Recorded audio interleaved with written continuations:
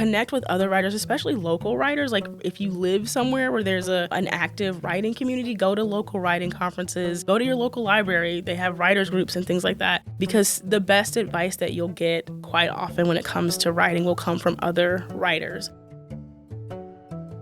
That was Paula D. Ashe sharing her journey to becoming a Stoker-nominated horror author. Stay tuned to hear more about Paula's journey as a writer on Pages and Voices. I'm your host, Meg Bell. We'll be back after the intro. Welcome to Pages and Voices, the local author podcast, sponsored by the Allen County Public Library. This podcast is dedicated to featuring the works of talented authors within our community. Today's author guest is Paula D. Ashe. Paula is a writer of dark fiction, including the Stoker-nominated Shirley Jackson Award-winning collection We Are Here to Hurt Each Other, which was released in 2022 from Nictitating Books. In addition to her work as an educator and DEI specialist, she is an associate editor for Vestarian, a literary journal, and a member of the Horror Writers Association. She lives in the Midwest with her family. And now, a little about Paula's book, We Are Here to Hurt Each Other. With these 12 stories, Paula D. Ashe takes you into a dark and bloody world where nothing is sacred and no one is safe. A landscape of urban decay and human degradation. This collection finds the psychic pressure points of us all and giddily squeezes. Try to run, try to hide, but there is no escape. We are here to hurt each other. Welcome to the podcast, Paula. Thank you so much, Meg. Thank you for having me. It's a pleasure to have you here today. We're going to begin with you sharing a reading from We Are Here to Hurt Each Other, so I'm going to let you take it away. Thank you so much. Okay, I am going to be reading a really brief flash fiction piece called Grave Miracles. Light 30 white candles. Set a polished human skull aged 50 years and never buried near them. Take a necklace from a corpse, affix a shard of amethyst to its end, and tie this to your dead bride's neck. This is for your protection. She'll be ravenous. Serve her the hearts of strays in a hot stew. Waste nothing. Give her the bones, she'll suck out the marrow. Give her the brains, she'll separate the folds and lick the fluids from her fingertips as you or I would an orange. Give her the offal. She'll unspool those slick delicacies as if they were taffy.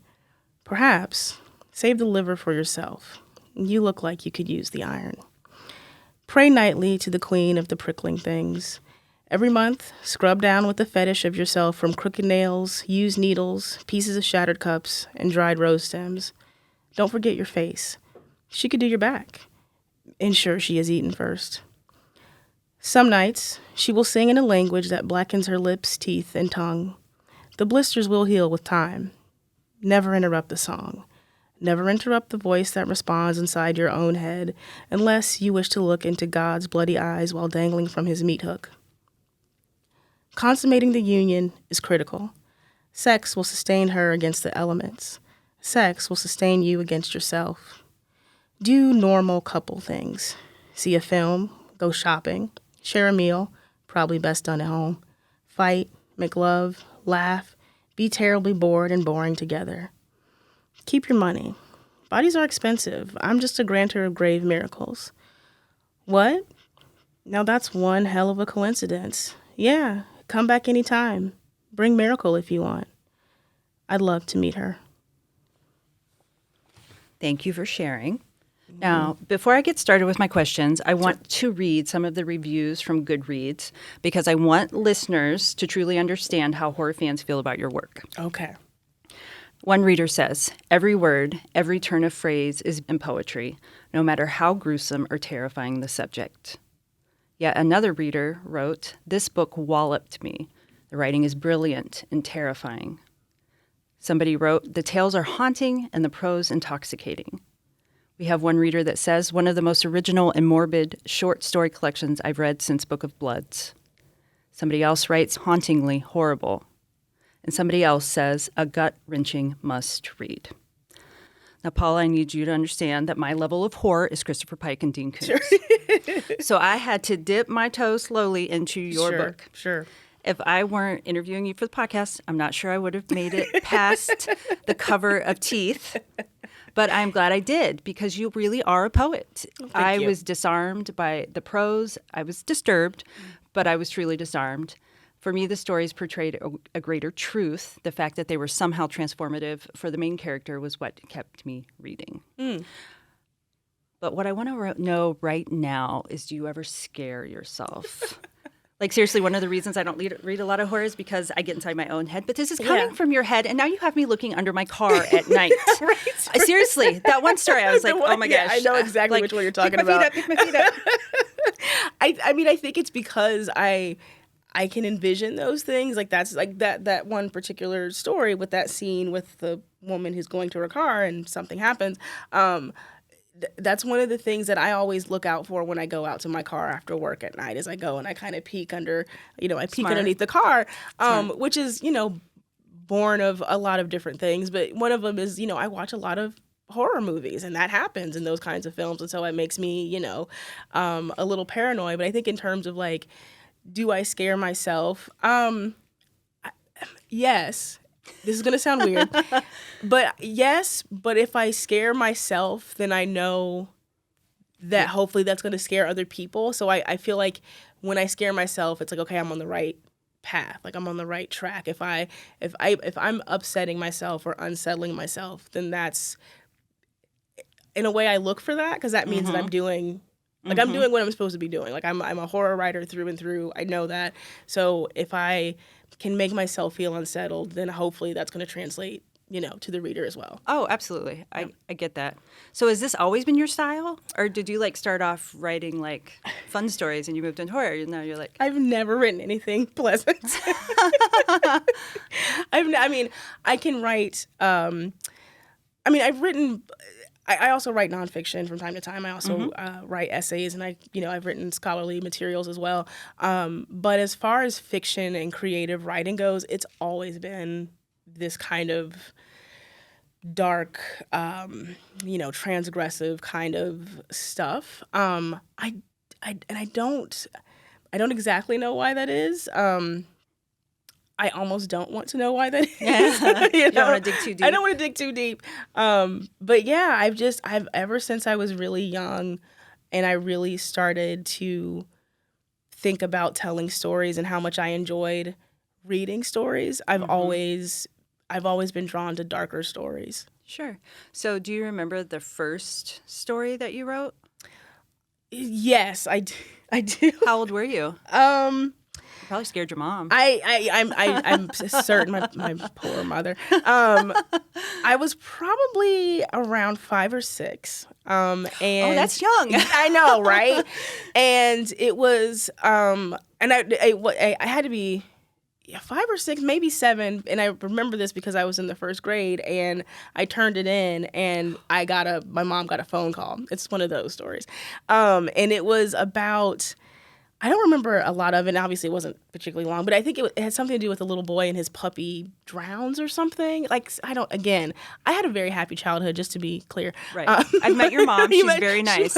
She's great. Thank you. Yes, you have. But it was a story about a kid whose puppy drowned. I think my teacher was just like asking me, did this happen to me? And was I probably, and it hadn't, but yeah, that was one of the first stories I ever wrote, and I think it was, it's all been really dark from there. Yeah.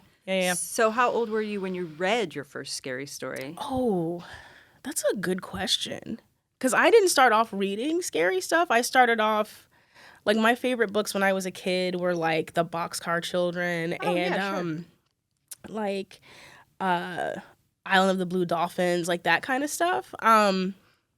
Yeah, those are nice. Those are nice kid stories. They're very right. I read a lot of Sweet Valley High, I love Sweet Valley High. I love the Babysitter's Club. I read a lot of quote unquote normal stuff. But I guess probably the first scary story I read was probably something by I want to say Edgar Allan Poe. That's a lot of people's first, you know, because you have to read it in school. And I think from there it was just it was. He's kind of heavy though. Really. He is kind of heavy. Telltale Heart is not it's a pretty grisly story. Right. But I think from there it was, like you mentioned, Christopher Pike, that was... I still love Still, same. Big same. Love Christopher I want Pike. his collection on my shelf again. Yes, Like, I need to go do that. I need to do that. Same, because I had all of them when I was a kid. When I was in high school, and then you grow up and you're like, oh, I'm going to get rid of this stuff, and I'm like, man, I really And miss my Sweet those Valley books. High books. Yeah. Yes, yeah. I had want to get those. I want to get my Boxcar Children books back, because I would like my daughter to read Yes, them. yeah. Hopefully not the Christopher Pike, but she probably will. But yeah, I went from kind of Edgar Allan Poe to Christopher Pike. I read a lot of mysteries also when I was a kid. I read a lot of I shouldn't say when I was a kid. I was in high school, but I read like, what's her name? Mary Higgins Clark. Yeah, I read some of hers too. I read a lot of her works as well. So yeah, I mean, I was pretty young, but I read a lot of, like normal, quote unquote, normal, non-scary stuff. But I think once I discovered the scary stuff, it was just like, oh, this is for me. My gig. This is my jam. So. So, and when did you decide I can do that? I'm going to write it. I mean, I know you said you wrote your first story when you were 5 or 6, but obviously you're a kid in school. Yeah. I think it really hit me when I was in high school. I think when I was in high school, and we had an assignment in my AP English class where we had to write a story, and I don't even remember. I wish I still had the story. I don't remember. All I remember is that because my high school English teacher was very, he was kind of quirky, and so he had us. Everybody had to. You could write a story, but it had to have like a rat trap involved in it for some. I don't remember. It was like an inside joke in our class or something. And so I remember I wrote it, and I wrote the story, and it was about a girl who had psychic powers, like that kind of stuff. But I remember my AP English teacher was really impressed with the story. Yeah. And it's always that, right? Like you just need that external validation, like, oh, you can do this. And I think that's it just carried from there. So It's funny. I was digging. This is about me right now. No, you're fine. I was digging through a tote the other day of my things, and I found a story I wrote in junior high, and it was really like the first time that I thought, because I was like, people are going to hate this story. Well, I said the water was being stolen for a local water park, and they were filling the water pipes up with chocolate milk, and people had chocolate milk. And I got such high praise for that story in junior high, and I was like, and so I kept it. And all these years later, I found it. I was like, look at that. I have that story. Yeah, it made an impact. It made an impact. That's cool. Yeah, that's right. Yeah. So I'm going to pivot back to you. So how often do you write? Oh gosh. So I try to write every day, but like a lot of people, I have a full-time job. I'm a mom, I'm a wife. So I don't have a lot of time. So a lot of the writing I do is actually on my phone. I prefer to sit down, to have like a whole elaborate ritual and like, my tea and all that. But like, it's, usually it's like 11:47 on a Tuesday night. My kid has been in bed for about 2 hours, and I finally have the house to myself. And so I just write on my phone. Sometimes it happens every day, sometimes not so much. But I try to do a little bit of work every day, because eventually it does add up. It adds up to a story or a novella or what have you. So sure. Does anything inspire you to write? Oh my. I don't want to say everything, but everything. No, I get it. Yeah. I don't know. I find a lot of what I tend to write about are my own anxieties. I mean, I think that's partially why what I write is so dark. Not to say that we haven't previously. All times are all of human history is fraught, right? There's stuff to be anxious and worried about. Sure.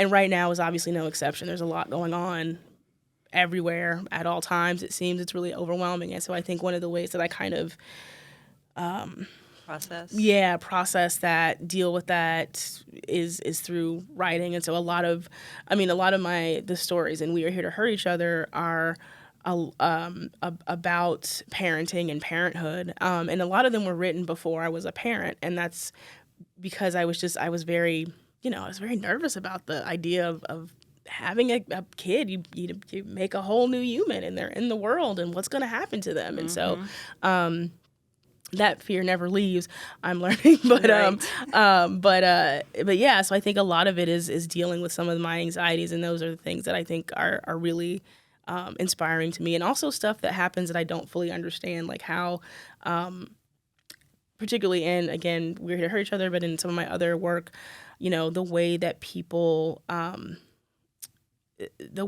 treat each other when it comes to like mistreatment and maltreatment. Like I don't understand how or why people do that. So a lot of my fiction is me trying to really come from a place of empathy to try and figure out why do people do the things that they do. And that's a lot of my stories are the result of that. Okay. So what advice do you have for writers just starting out? Oh my. I want to be snarky and say get a different hobby, but I don't. That's not good. But no, I think if you're just starting out, like follow your gut, like follow your instincts. If there's stuff that there's a really famous quote that Toni Morrison said, which is write what you want to read. If there's a story that you want to be told and you don't see it anywhere, then that means that you're supposed to write it. That's how I choose to interpret that statement. But follow your instincts, follow your gut, and social media is a very I don't know. Social media is complicated, but one of the good things that we can say sometimes about social media is that it allows you access to writers and publishers and presses and editors and things in ways we, have never really had before. I remember when I was in an undergrad, we had those, I don't even know if they still make them, those novel and short story writers market books. Yes. There was the big we have books some writers markets and readers services. Yeah, and so that was how you found out about what markets were open. Well, now you can just you can go online, you can sign up at Duotrope and all these other services that have those lists. So there's a lot more availability and access that I think we didn't have before. So take advantage of that, and I don't mean necessarily like don't like pursue writers in a kind of hounding sense, but Stalkering like way. don't stalk anybody. Please way. don't. I was gonna say that, but I'm like don't, but like like don't stalk anybody. But you can certainly a lot of writers. Writers, generally speaking, especially the folks who I know in horror and in other genres, they love to hear feedback from people. They love to ask questions. And again, not everybody does, so, tread lightly. But, there's so much information out there. Use that to your advantage. Like, take advantage of your resources for sure. Absolutely. So what do you think is the best thing you've ever done that helped you become a better writer? That's a really good question.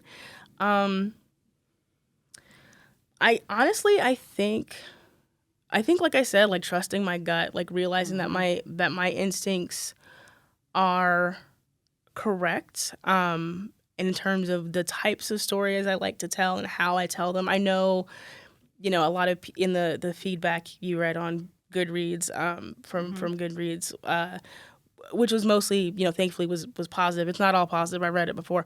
I didn't see any negative, really? There's a couple. There's a few. But no, that's fine. But that's fine. I appreciate that. But the a lot of the comments about the language, about the poetic aspect of the language, I think for some people, my prose is a bit much. It's a little over the top. It's a little overwrought. But I like it. Like, that's one of the things that, like, I genuinely enjoy writing. I love spinning a phrase. It's powerful. It gets in there. It does. It gets in there. And so I think following my gut instinct on that, even though I have been told, in the past, to kind of tone it down a little. Not so much publishers, editors sometimes have requested that. And sometimes I get it, because at the same time, you can be a little too over the top, I think. But this idea that you have to just write in, I don't know, like boring prose, like I hate that. If a story is food, like I want the feast, you know what I mean? Like I want the 7-course meal, I want as much sumptuous language as, possible. I like the way you said that. So I think that has been something that's really has served me well is my instinct. So have you ever gotten any really valuable advice about your writing or how to be a better writer? I've gotten a lot of my advice that I receive is from other writers. That's another thing too for young writers or people who are just starting out, no matter what their age is. Connect with other writers, especially local writers. Like if you live somewhere where there's a an active writing community, go to local writing conferences. Come to your, go to your local library. They have writers groups and things like that. Because the best advice that you'll get quite often when it comes to writing will come from other writers. And so one of the, really, I was just doing a podcast a couple months ago, and there's another horror writer by the name of Candace Nola, and we were just talking about how, how it's so easy to not do the work of writing. It's so easy to get caught up in all the other stuff you have to do and your other responsibilities. Yes. And, one of the things she was saying is like, prioritize your writing time. Like you get to do that, but nobody's going to give you permission to do it. Like you have to do that yourself. And I'm one of those people. I've just been talking about this a lot with my family and my friends about how, I always feel overwhelmed a lot of the time.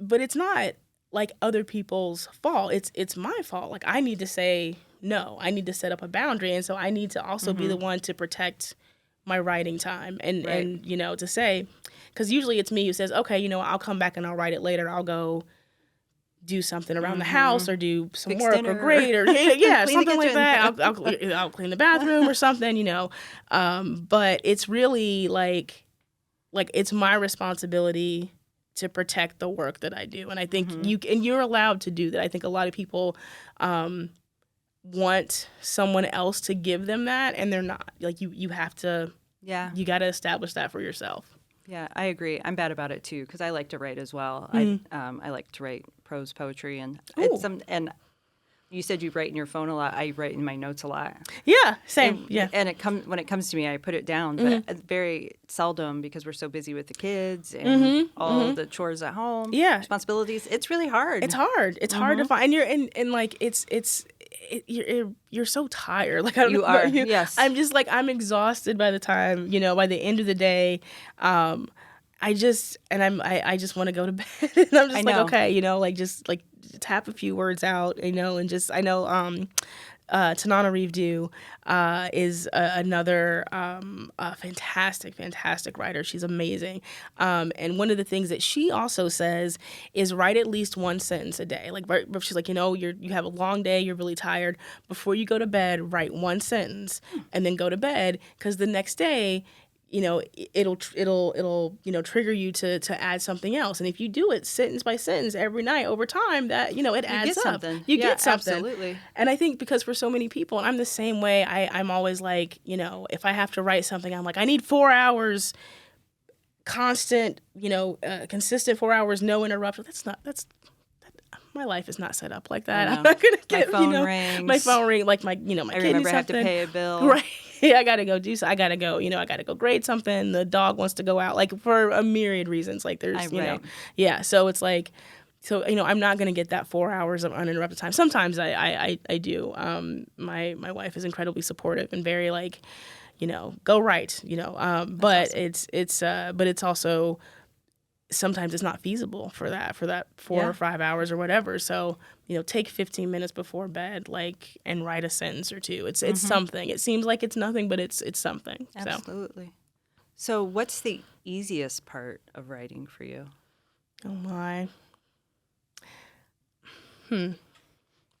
I guess I never run out of ideas. I never run out of things to write about. What I run out of is the momentum, The momentum sometimes comes and goes, but as far as like topics or themes, I never run out of material in that way. But the momentum can be difficult to sustain. Like once I have it, it's great, but it's sometimes sometimes it's a chore to get that going again. So I know when I had COVID last month, I was like, oh, I should be sitting here writing, but I'm like, no, no, it's not happening. listening. Not gonna happen. I'm going to Netflix and chill. Yeah, there you go. Exactly. That's all exactly. Yeah, and that's what you should do because you need to rest. You need to rest. That's right. But that's I'm glad you bring that up, Meg, because that's such a thing like trying to rest and then but like feeling guilty about resting and like I should be doing something, or if I'm not going to do anything, I need to be writing. And sometimes you're just like, it's also okay to have days where you do absolutely nothing at all. Like you need rest. That's fine too. Yes. So, yes, you got to turn the brain off sometimes. Exactly. Really Absolutely. Absolutely. So what's the most difficult part of the writing process for you? Did we just say that? Mm-mm. We said the easiest part. You said the easiest part, yeah. Got it. The most difficult part for me is the letting stuff not be perfect. I guess first drafts are really hard for me, which is bad because you need the first draft to get somewhere, and I'm working on that. But first drafts are really hard for me because I'm a perfectionist, and I really want to. Like when I talk about the momentum, so much of the momentum for me is like, that polished prose. But polished prose takes a while. Like it's part of the process. But I want it instantaneously. I know. And so I think for me that's the struggle is to trust a first draft. I find it difficult to trust that my first draft is going to, is going to make the foundation for what can be a better, product, a better product or a better, story or whatever. I really struggle with that. Yeah. I'm always searching for the perfect word, and I want to get the perfect word the first time. Yes. It's like, no, just get that. Let it free write. Just free write it, and then go back and see what you got. It's so hard though. And I find, and I don't know if this is true for you, I'm very curious if this is also the case. Like for me, like I'm not a control freak like in my real life or anything like that, but that's the one thing that I'm absolutely a control freak about. Like I gotta find the perfect word. I gotta find it the first time. And if I can't find it, like I can't move on, and so that's like the free writing thing is absolutely what you need to do, but I can't let. I know. That's my control. So. I want to do it well because I know I can do it well. So I'm like, I'm going to do this well. Yeah, exactly. Yeah. And then I get caught up in my own head, and I'm like, stop doing that. Stop it. It's one of the this. I hope this doesn't sound like ungrateful, but it's one of the struggles that I had like after the collection was nominated and for a Stoker and then winning the Shirley Jackson. Like I really struggled with writing after that because it was like. So now I have, it's like I have to meet this. I've been to the top of the mountain. Yeah, exactly. Right. I'm like, well, what do I do now? And like in so much of my, work, I'm still working through that. And I know that sounds like bizarre because it's certainly not like a lack of gratefulness. It's just, I think when you get that external validation, you're like, now there's a benchmark I have to reach. And if I don't, it's not good enough. And I know it's not, you know what I mean? Like and the it's sophomore album. Yes, exactly. The sophomore slump. Exactly. Yeah. So, I know. Yeah. Get it. That is a struggle for sure. It's a real thing. So yeah. You're not alone in that, I don't think.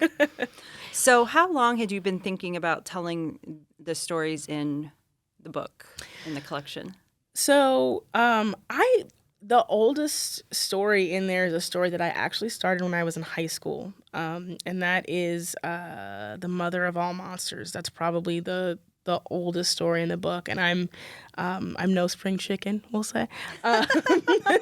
So that was about 20 years ago, and so some of these stories I started writing when I was in high school. A number of them I started writing when I was in an undergrad in college. I did my undergraduate degree in English with the emphasis in creative writing, and so a lot of those stories I wrote in my creative writing classes.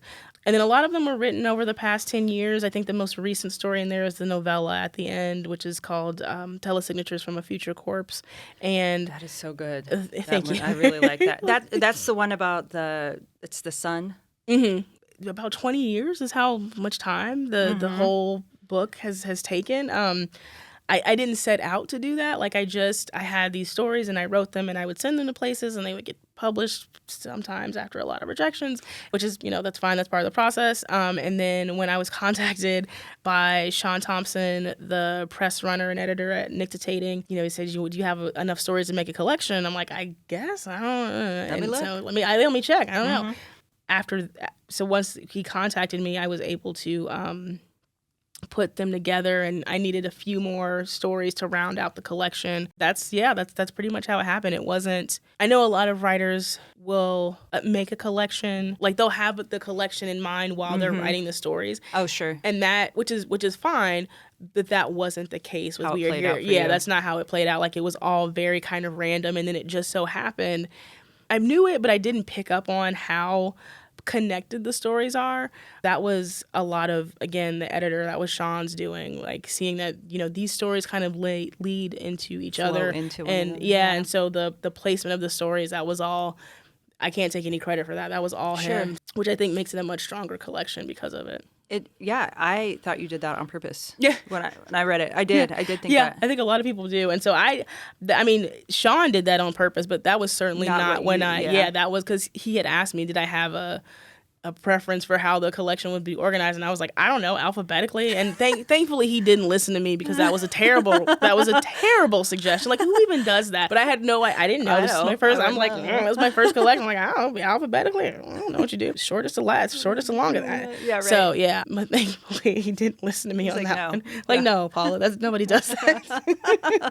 So once you got him the stories, how long was it between getting him the stories and then having this book in front of you?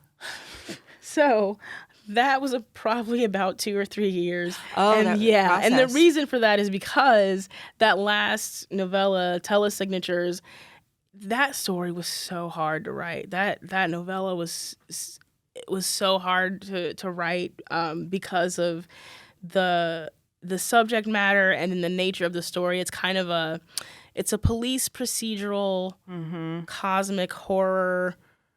It's kind of sci-fi. It's probably the most palatable. Yes. For somebody who's not a horror reader. I found it that story. Yeah. Yeah, I think that's I appreciate that. Yeah, I think it's probably the most accessible, I think, in the collection. And I think that part of my struggle was trying to keep it weird but not too weird. Balancing. Yeah, and so that was a big struggle, and like, it was, this was during, the lockdown, like I think we were just coming out of lockdown because it came out in February of 2022, and I think we were just coming out of lockdown, like for real at that time.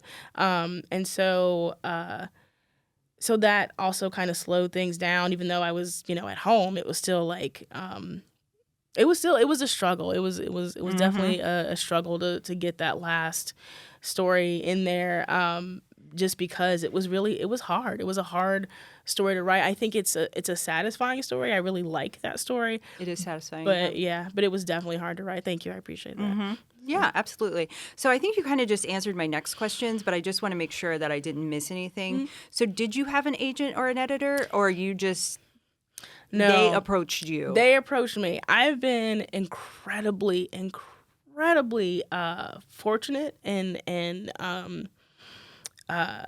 blessed, and because I just happened to, be friends with somebody who was a press runner, and they were like, "Do you want to do a collection?" Sure, okay, you know what I mean. Like, and so I did not have an editor, I didn't have an agent until the collection was nominated for a Stoker. It was nominated for the Shirley Jackson, and then I think the day after the Shirley Jackson win was announced, I had some agents who came and who looked me up and were like, "Hey," and which is so it's kind of backwards, right? Yeah. That's usually, sometimes that is often how it works, and usually a lot of people.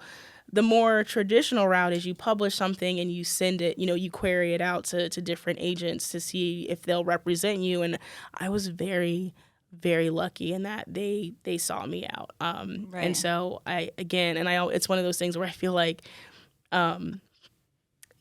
like I'm trying to tell people about like the writing process, and they're like, so how long did you query for an agent? And I'm like, I didn't. My process was different. My situation was different than yours. My situation was different. And so, but I realize like it's a very like a privileged kind of position to be sought after in that way. So I'm very, very appreciative of it. And my agent is awesome. So good. That's awesome. I love that.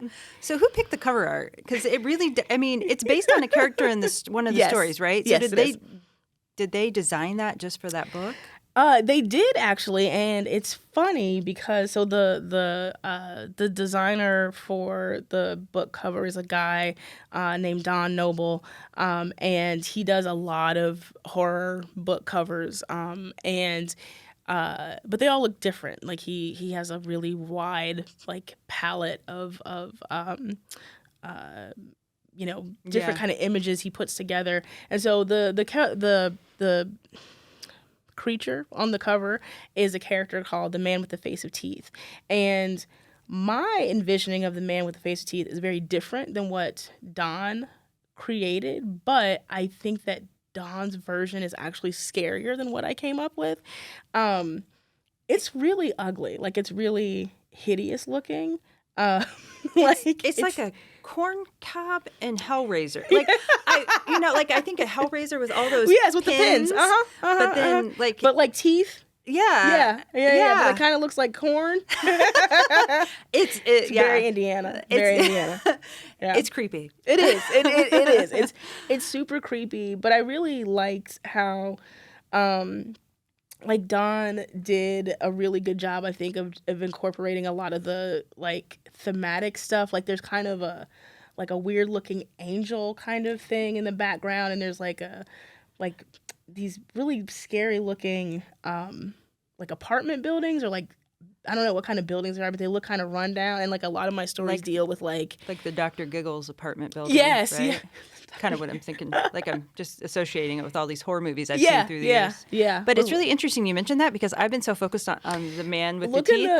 There's more. There's more. Look in the background. There's a lot more in the background that's kind of buried. I think a lot of people just focus on the Man with the Face of Teeth. Understandably so, because it's a dude with teeth for his face, and that's upsetting.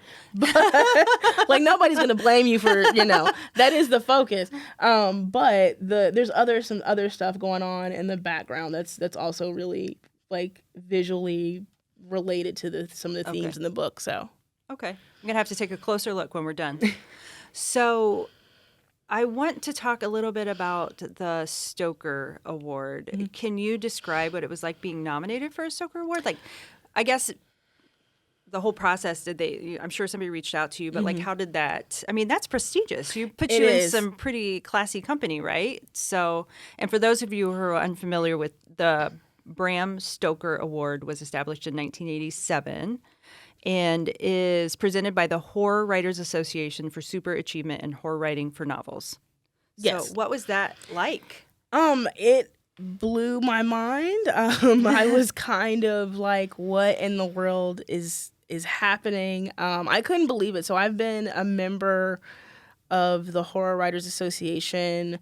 I originally joined in like 2011 maybe, because there are certain tiers you have to accomplish. Like, so in order to join, you have to have like sold a short story for a certain amount of money to get in. I don't mean to suggest that like it's about you paying money. It's because you have to have you have to receive payment for the story, like, because anybody can publish anything for free, right? So one of the ways that they try to focus on the quality of the fiction is by, if you can get into a paying magazine or a paying, anthology, then you can use that to submit your application. You have to submit an application to get in. There are dues that you have to pay. Your work, you have to submit a writing sample. Like, it's a pretty involved process. And they also do a lot in terms of making it as fair as possible, but also maintaining levels for different, because so obviously there's no guarantee you'll get in. Right, there's no guarantee you'll get in. I haven't heard of anyone being turned away because like if you meet all the criteria, then you get in. But again, there's no guarantee. So it's always very like, oh my gosh. And so when you get in, there's a ton of resources and all this kind of just it's a fantastic organization. I have no complaints really. Even before then, I have read books that had won the Stoker. Like that was a thing. I remember being in high school and in college looking for like the sticker on the book and like saying, okay, I'm going to read this because that means, that's a high sign of quality if it's won or if it's been nominated. So to have my first debut fiction collection to be nominated, like that was just nuts. Like I still to this day, I'm like, I can't believe that actually happened again. Like I remember reading about the Stokers and reading about people who have been nominated and people who have won, and like many of my favorite authors have won the Stoker or multiple Stokers, and so it is very surreal. Is there just one? I was trying to suss this out online, and I don't think I was doing a very good job of it. But is there more than one category in the Stoker? Yeah, so there's several categories. So superior achievement for I think it's like superior achievement for first novel or something like that is the big one. But there are other ones as well, and I say it's the big one because most people when they think of horror fiction they think of novels. But there's also categories for like screenplays. There's a category for short fiction. I saw the Duffer Brothers on. Yes, the Stranger Things. So they I think they won for screenplay or teleplay or something and I saw like Stephen that. King's name. Stephen King's name is on there a few times. Imagine a few times. Which is short fiction collection, novel. I think graphic novel has a category. There's a few other ones. They've expanded over time. They try to reflect what's actually happening out there. What are people actually reading? So for a long time they didn't have a graphic novel category, but they added one because that's gotten quite popular. Particularly when it comes to like genre fiction. So it makes sense. So so I don't know. I think originally there were maybe like 6 or 7 categories, but there are several more now. But they also I think work really hard to maintain like the integrity of those categories, so it doesn't expand out too far to the point where it becomes kind of best horror related tweet. Like that's too although I have some that I think could be nominated. At least be nominated, if not win. Right. But so I think that's what they do. So how many people were you up against? So the way that the process works, so first of all, it is only for people who are members of the Horror Writing Association. So that's part of the reason why being a member of HWA is important is because if you're a member, then you can be eligible to be nominated for a Stoker.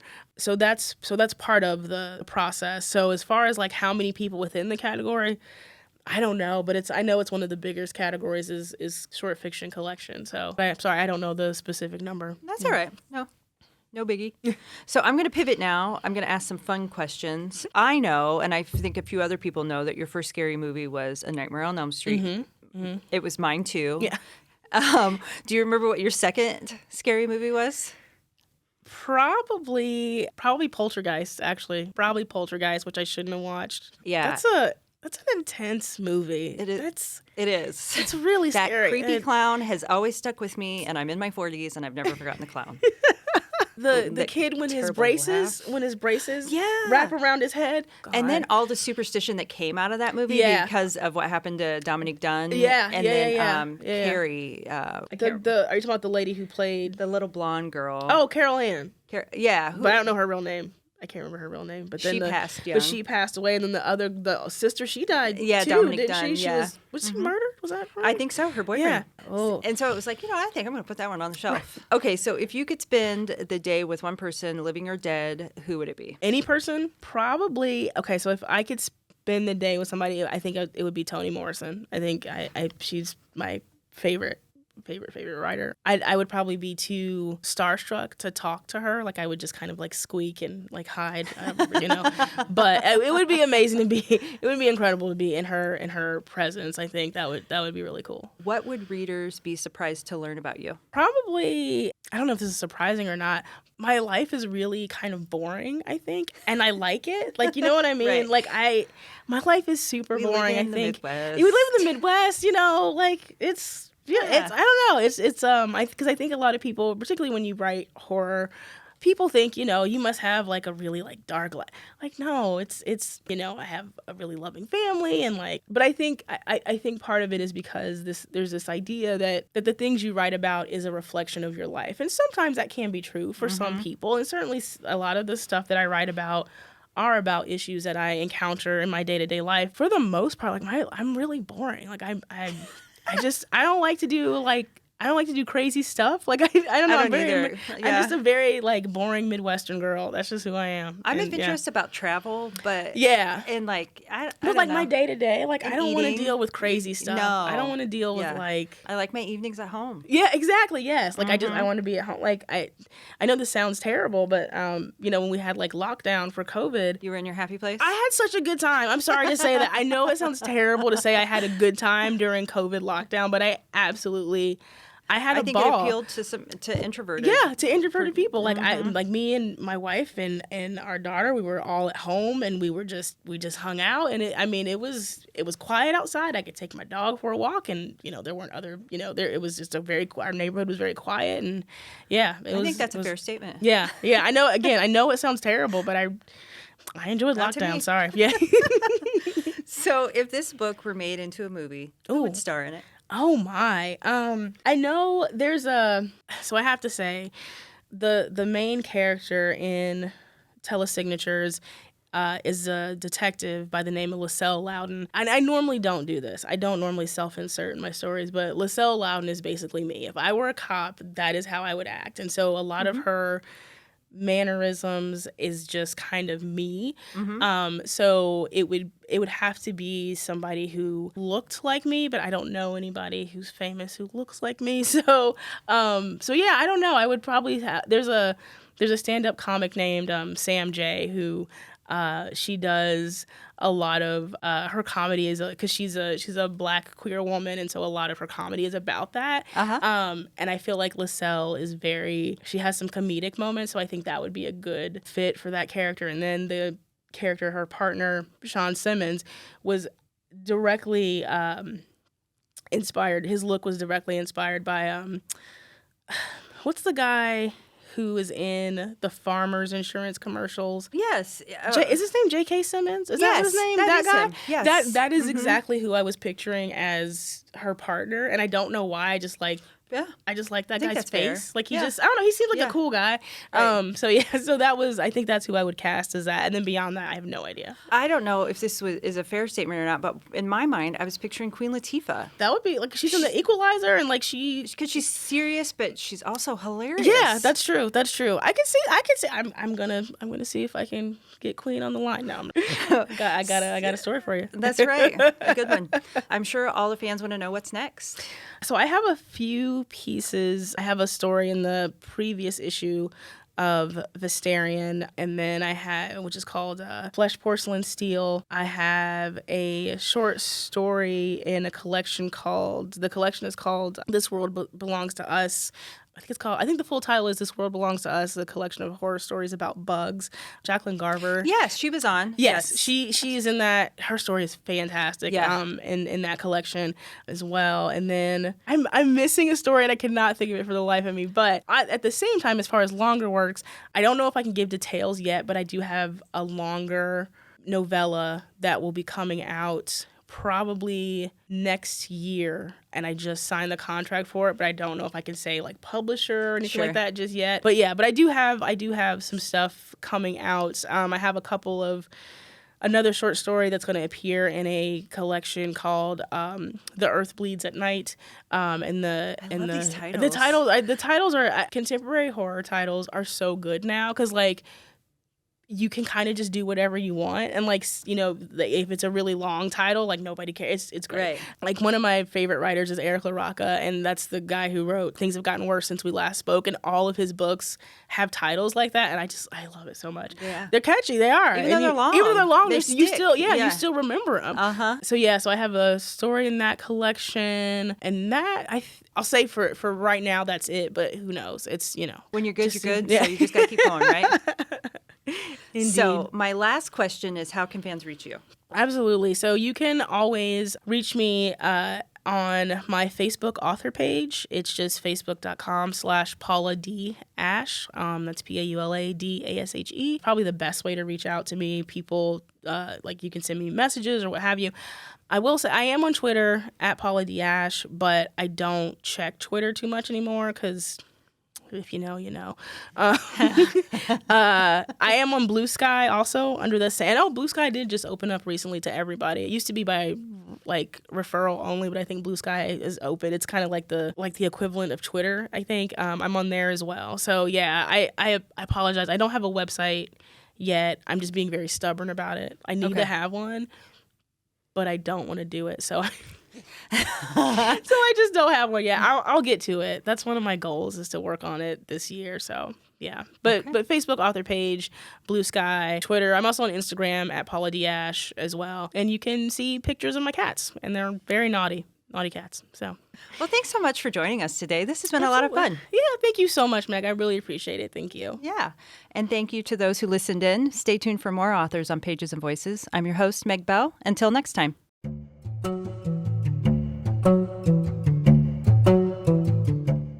I'm Meg Bell, your host of the ACPL Local Author Podcast, brought to you by the Allen County Public Library. If you enjoyed this podcast, please show your support by liking, subscribing, and sharing it with your friends and family. Your support means everything to us.